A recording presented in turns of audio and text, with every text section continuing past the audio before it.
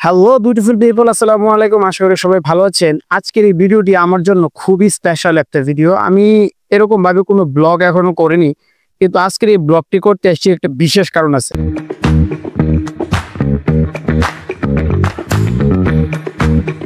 আমি এখন যে জায়গায় অবস্থান করতেছি এটা হচ্ছে আমাদের 4-5টা গ্রাম নিয়ে একটা চর।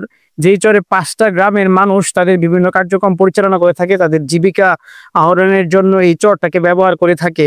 এই চরটা হচ্ছে আপনার চর দুর্গাপুর, চর ভবানীপুর, চর আনন্দপুর, চর গোবিন্দপুর, চর ঈশ্বরদিয়া, এরকম 5টা গ্রামের মিডিলে, মানে 5টা গ্রামের মানুষ এই চরে তাদের কার্যক্রম পরিচালনা করে থাকে। বিভিন্ন ফসল ফলায়, মাছ চাষ করে, গরু চড়ায়, বিভিন্ন কাজ করে থাকে। এই চরে আসছে আমি ভিডিওটা বানানোর জন্য একটা স্পেশাল কারণ আছে, অবশ্যই একটা খুবই খুবই গুরুত্বপূর্ণ কারণ আছে। আমি এখন যে জায়গাতে আছি আপনার পিছনে দেখতে পারতেছেন যে কিছু বালি দিয়ে একটা বাঁধ বাঁধা হয়েছে। এর কারণ হচ্ছে এই জায়গাটা হচ্ছে একোয়ারভুক্ত। আগামী কিছু মাস বা কিছু বছরের মধ্যে এই জায়গাটা যেমন দেখতে পারতেছেন এরকম আর থাকবে না।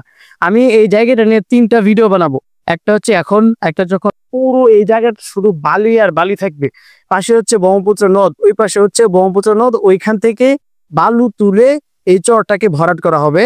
তারপর এই চরে আপনার শহর তৈরি করা হবে, একটি অত্যাধুনিক শহর। ময়মনসিংহ মাঝখান দিয়ে ব্রহ্মপুত্র নদ, দুই পারে শহর, এরকম একটি অত্যাধুনিক শহরের পরিকল্পনা অলরেডি নিয়ে নেওয়া হয়েছে, কিন্তু এটা কার্যক্রম অলরেডি শুরু হয়ে গেছে।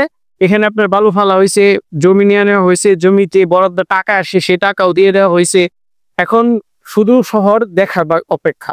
এই চরে আসছি এই কারণেই, কারণ এই চরটা এখন যেমন দেখতে পারতেছেন আগামী কয়েক বছরের মধ্যে এই চরটা এরকম থাকবে না। এখানে শুধু বালি আর বালি থাকবে। পরবর্তীতে আবার বিভিন্ন বিল্ডিং, বিভিন্ন সরকারি আপনার কর্মসংস্থান, বিভিন্ন অফিস আদালত তৈরি করা হবে, যার ফলে এরকম চর তার এরকম থাকবে না। এখানে আপনার 5টা গ্রামের মানুষের যে তাদের যে জীবিকা নির্বাহনের জন্য বিভিন্ন কার্যক্রম করে থাকে, এই চরে আর থাকবে শুধু আপনার বিভিন্ন বড় বড় ইমারত, বিল্ডিং, এগুলো হবে। এই চরটা আপনার অসংখ্য মানুষের জীবিকার উপায়। বাংলাদেশে যতগুলো বড় বড় শহর আছে সবগুলো অবশ্য একটা নদীর পাড়ে অবস্থিত।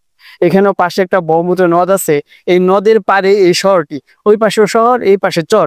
আগামীতে আবার যখন বালু ফেলা হবে তখন আরেকটা ভিডিও নিব, এবং কি যখন আপনার যদি বেঁচে থাকি, যদি হায়াত থাকে, যখন আপনার বড় বড় বিল্ডিং, অফিস আদালত হবে, তখন আরেকটি ভিডিও নিব। এখানে একটা তাল গাছ ছিল, এই তাল গাছটাও মারা গেছে, তাল গাছটার আগের মতো নাই।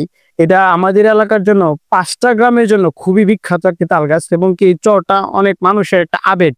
এই চরের জন্য, এই একোয়ারভুক্ত জায়গার জন্য মানুষ অনেক আন্দোলন করছে, অনেক কিছু করছে, অনেক মিটিং করছে, কিন্তু আসলে কোনোভাবে ঠেকায় রাখতে পারে না। এই চরটা সরকার তাদের আওতাভুক্ত করে নিয়েছে, একোয়ারভুক্ত করে ফেলেছে। আর কিছুদিনের মধ্যেই হয়তো আপনারা এখানে বিভিন্ন বিল্ডিং দেখতে পারবেন, বিভিন্ন সরকারি অফিস আদালত দেখতে পারবেন। এই চরটা এরকম থাকবে না। তাই প্রমাণস্বরূপ আমি এই ভিডিওটা ধারণ করতেছি। পরবর্তীতে আবার যখন ভালো হবে তখন আরেকটা ভিডিও নেব, যখন বিল্ডিং হবে তখন আরেকটি ভিডিও নেব।